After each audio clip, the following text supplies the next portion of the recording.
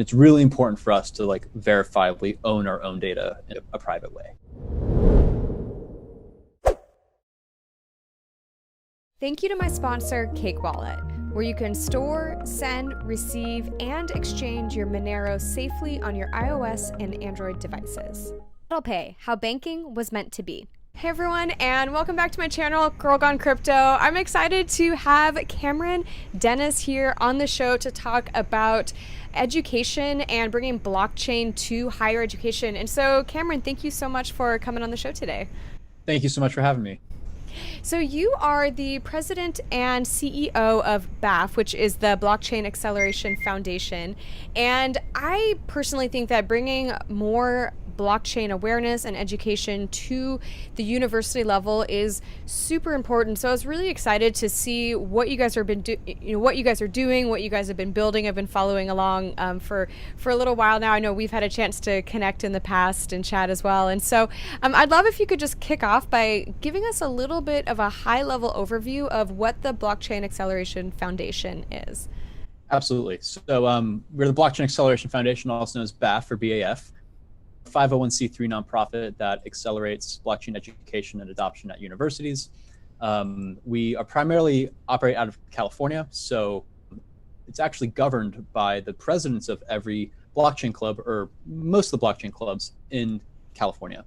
So this is with UC Santa Barbara, UCLA, UC Berkeley, Cal Poly, UC Davis, UNAM, which is actually the largest school in Mexico, and USC, UC Irvine, bunch of them. And the whole goal here originally was to just process cryptocurrency-based donations on behalf of the student organizations, and essentially enable them to allocate tax deductions to people who donate in crypto.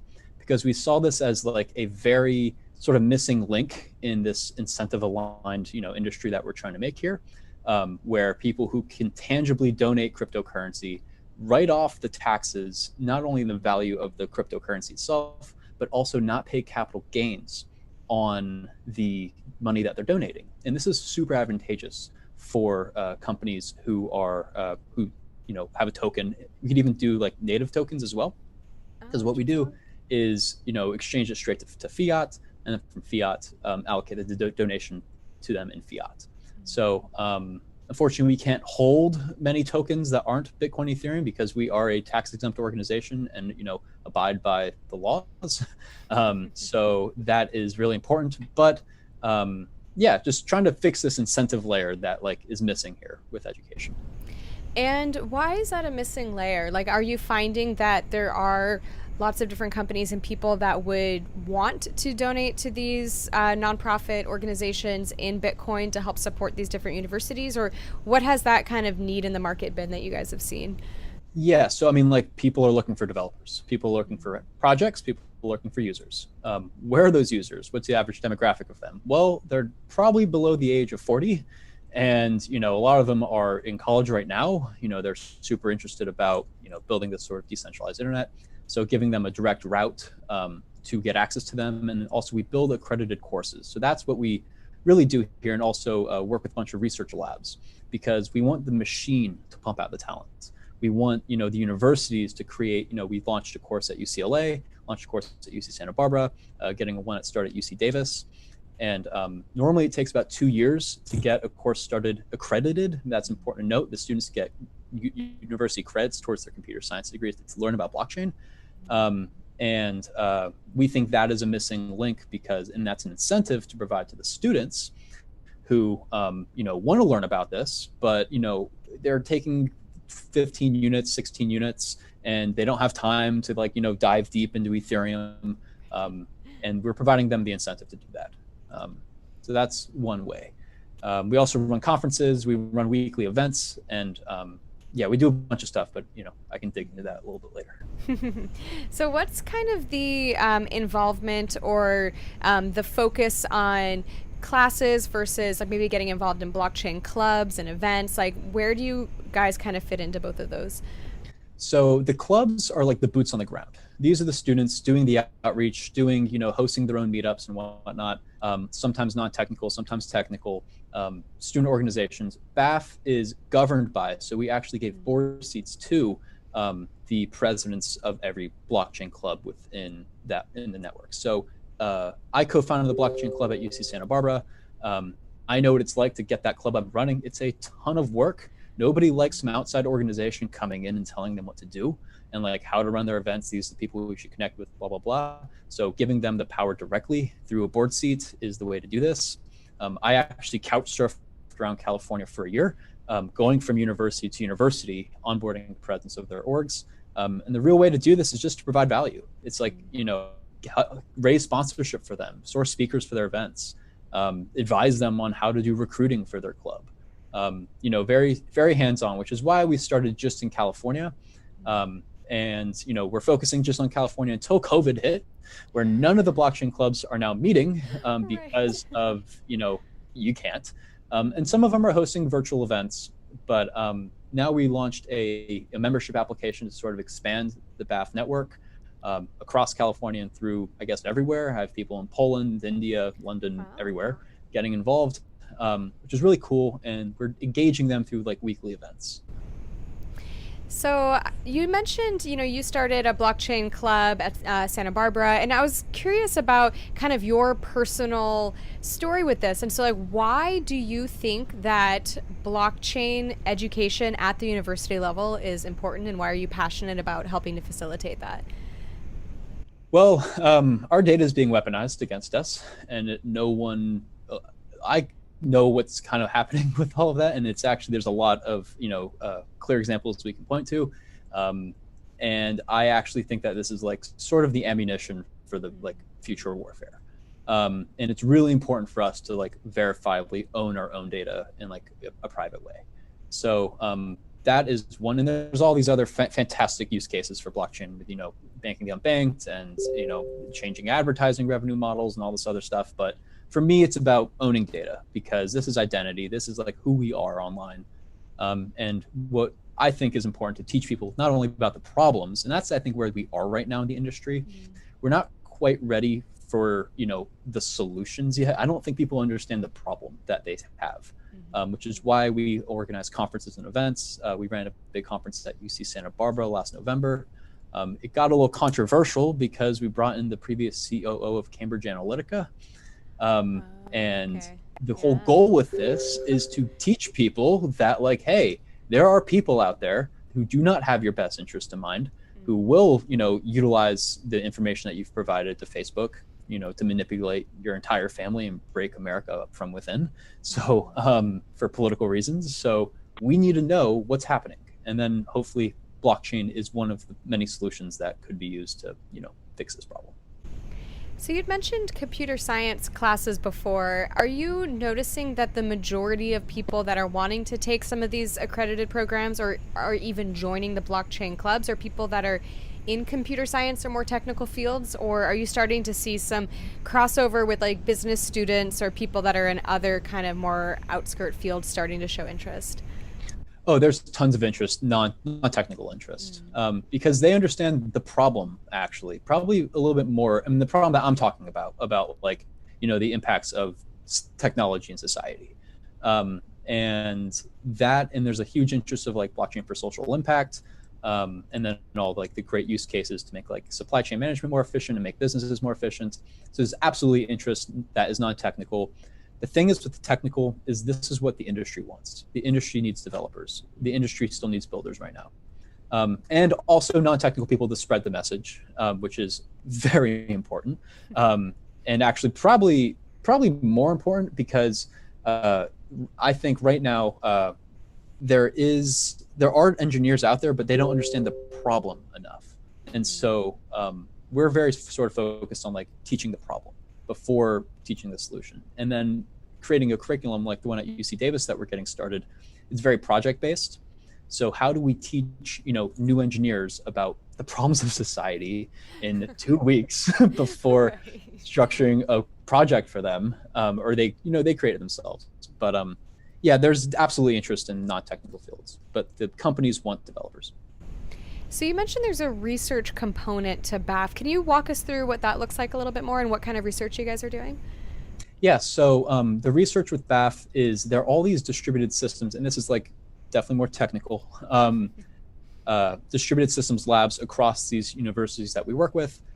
We actually, they are huge players in helping us get our courses accredited because the bureaucracy involved in these universities is tremendous. So You don't say. yeah.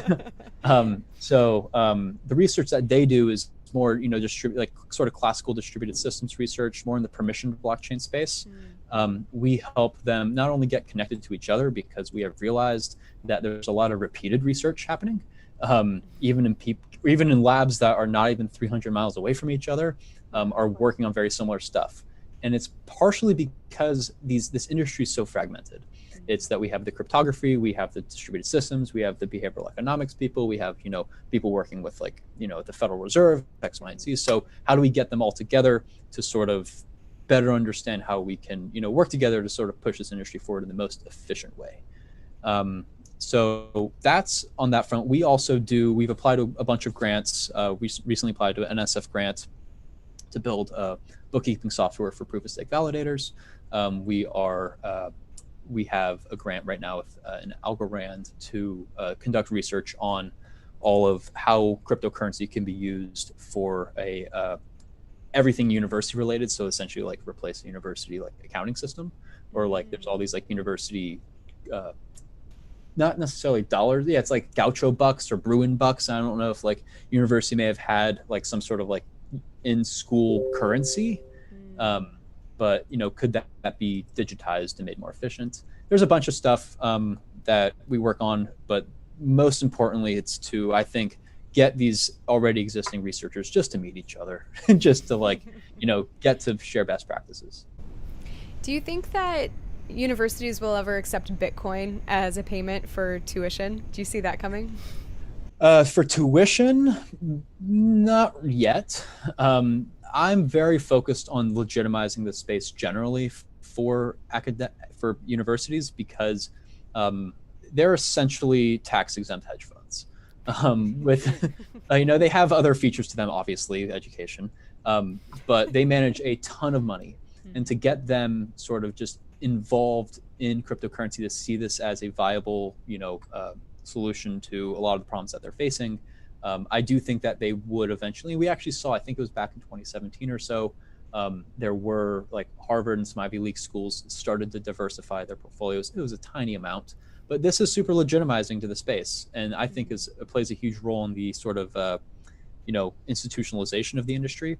And also another sort of hot take that I'm trying to push forward is universities' roles in managing proof of stake validators, because this is another program that we're running to get not only university clubs to run validators, but the original internet started like in California, specifically between UCLA, UC Santa Barbara, and Stanford. This is where the ARPANET got started. And actually, one of our early advisors, who unfortunately is no longer an advisor because he's 86 years old and wants to spend more time with his kids, is Dr. Leonard Kleinrock, who started the ARPANET. And so he runs a lab at UCLA right now called the Connection Lab, and they're studying blockchains over there. So I think universities have a huge role to play in sort of standing up this decentralized internet. So how do you go about choosing which universities you want to work with next? I know you'd mentioned you're very hands-on, so you guys have been kind of focusing within California, but if a university reached out to you wanting to potentially discuss getting some accredited blockchain courses in their school, or if a leader of a Bitcoin or a blockchain club reached out to you guys, what would that process look like to potentially work with you guys? Yeah, so right now, COVID world, it's a little bit more difficult. But I like to actually do like physical events. So what we're doing now is running a weekly event every Thursday at 6 p.m. Pacific, where we get top industry experts we partner with the club. Our next one's actually this Thursday with Preston Van Loon from Prismatic Labs. He is, Prismatic Labs is one of the main Ethereum 2.0 clients running all the validators for the Beacon chain, and we're working with Blockchain at Berkeley to sort of co-run this event together. And so this is a way where like we can leverage our network to give, in Blockchain at Berkeley, they really don't need these sort of connections. They are already, connected. But a lot of new student organizations who might not be as connected to the industry, we give them opportunities to, meet the executives and founders of these companies through these events, run the event together, and then also participate in our Discord channel. it's completely free to become a member of BAF. Anyone can do so, but we actually require everyone to take a 5-minute application. And the reason why is because we see this as a sort of proof of work to like, hey, if you actually care about this, like take 5 minutes out of your day and fill this out. 2, our ultimate vision is to create a completely incentive aligned nonprofit that scales blockchain education very tangibly.